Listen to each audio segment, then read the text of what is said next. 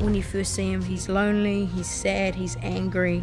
I get it, right? You're scared, alone, you got no family. What, I didn't have a family either. You live in this dump, well, guess what? I used to live in a shithole just like it. Fire Fist provides Deadpool the connection to his old life in Vanessa. Vanessa and Wade were about to start a family, and what Wade finds in Fire Fist is a potential son. You sacrificed yourself for me. I told you I care about you. You're a good kid, Russell.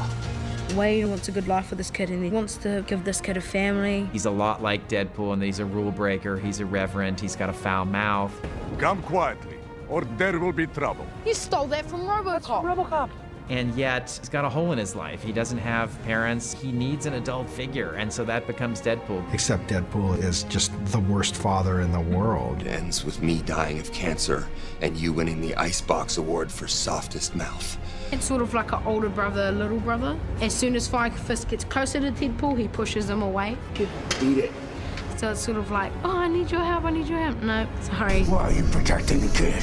I don't give a fuck about him. But then he starts to bond with the kid, and he thinks, oh gosh, maybe this kid and I do have something in common. Maybe I can relate some wisdom to him, as unwise as I tend to be. Kids give us a chance to be better than we used to be. And yet there is a connection between those two. And I think Russell is that entree into Deadpool healing himself. God damn it, I care about you, Russell. And healing Fire Fist in the process. Hey, Bear, it worked. Because of you.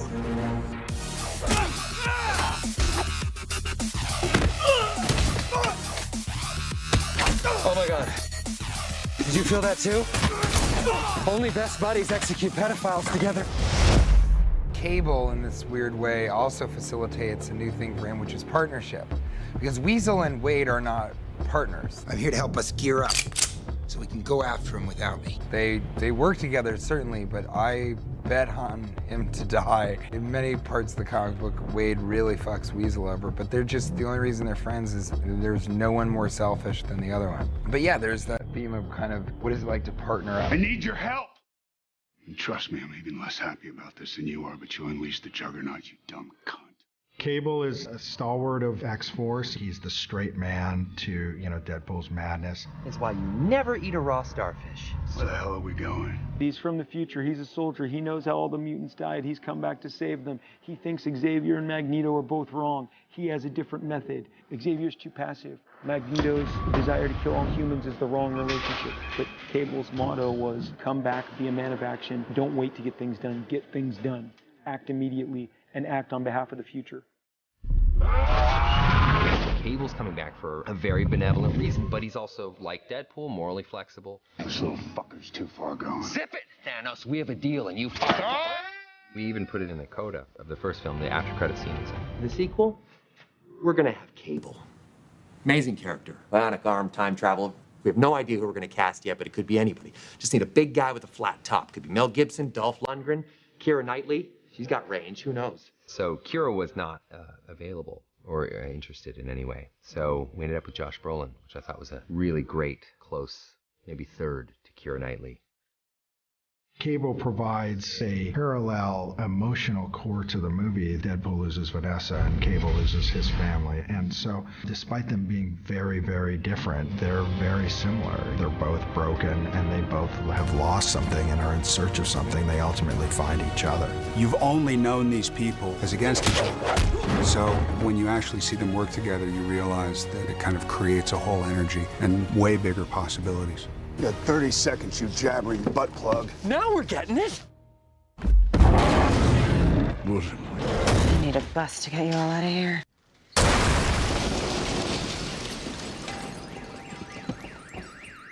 Orphans? Meet Domino. Domino's a badass. She can go toe-to-toe with anybody, especially Deadpool and Cable, and she has a unique power. What's your shtick? I'm lucky.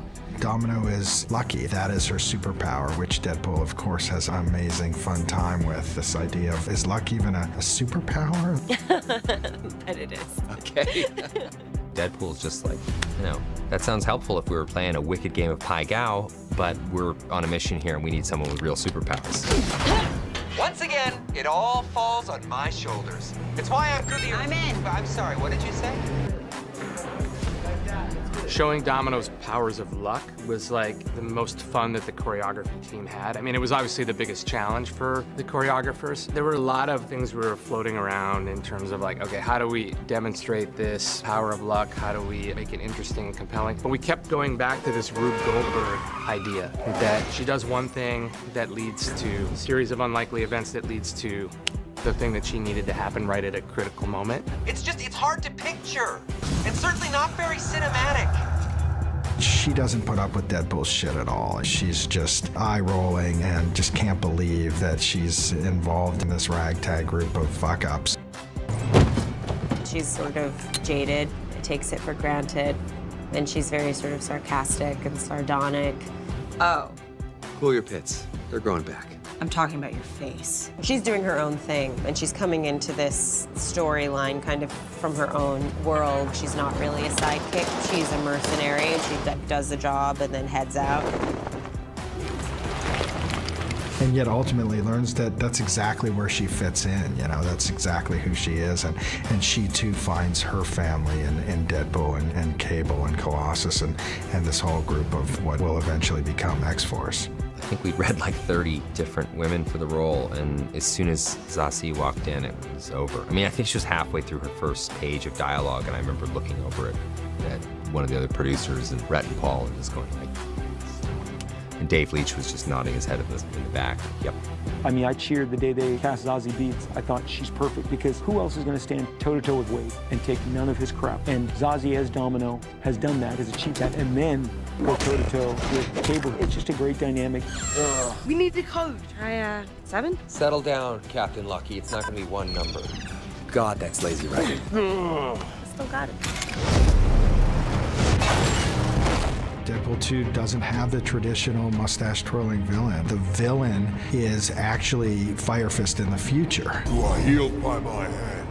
We had an earlier draft of the screenplay where Black Tom Cassidy was the villain throughout the second and third acts. And at some point, we all looked at each other and we said, how badly do we need a real villain throughout the third act of this movie?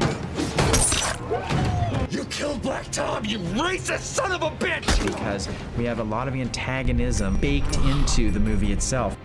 It works best when you pull the trigger. Deadpool finally finds his place in the world in a group of dysfunctional folks that he fits in with and can look and say, yeah, I'm not all alone here in this world. There are crazy people just like me. What do you get when you take 8 feet of chrome, 1 pinch of courage, a cup of good luck, dab of racism, a splash of diabetes, and a wheelbarrow full of stage 4 cancer? Answer, a family. It's funny and irreverent, but also has a huge heart and compassion, you know, like Deadpool. See? I didn't lie what kind of film this was.